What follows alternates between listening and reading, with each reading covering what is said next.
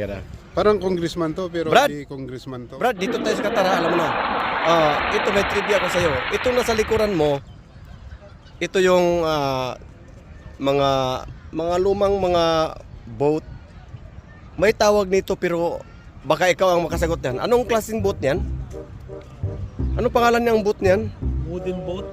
Wooden boat, isa din siya pero mayroon siyang pinaka-pangalan talaga dito sa Qatar na ano talaga. Ito talaga ay may pangalan talaga, hindi wooden boat. May isa pa.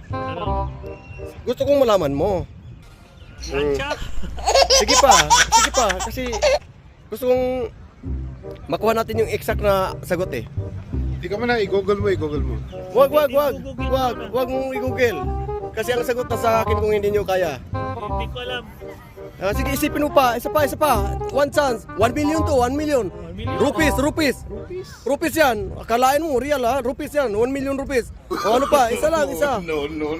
Alam mo ang rupees, ibig sabihin ng rupees, maraming yung tali. Marami. Rope. Hindi ko ba alam. O sige. Liwanagin niya, baka maraming Okay. tali pala. Ito yung sagot niyan. Ang tawag niyan. Huwag mo munang sagutin.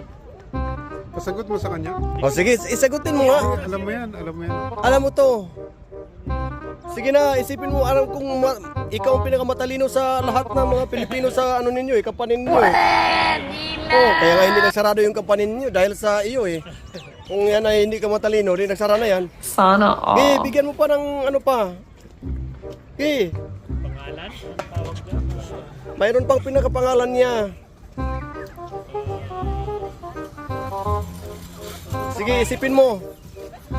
Yan oh. Yung mga yan oh, mga lumang mga boat yan eh. Oh. Pero may pangalan siyang pinakapangalan na specific name talaga niya. Hindi yung Google ko muna. wooden, lahat naman wooden oh. Pero may pangalan talaga siya. Ano? Nako. Pag makikita tayo sa ibang bansa nito, sabihin na, ano ba itong mga ito? Ang kalam-alam sa mga ganito.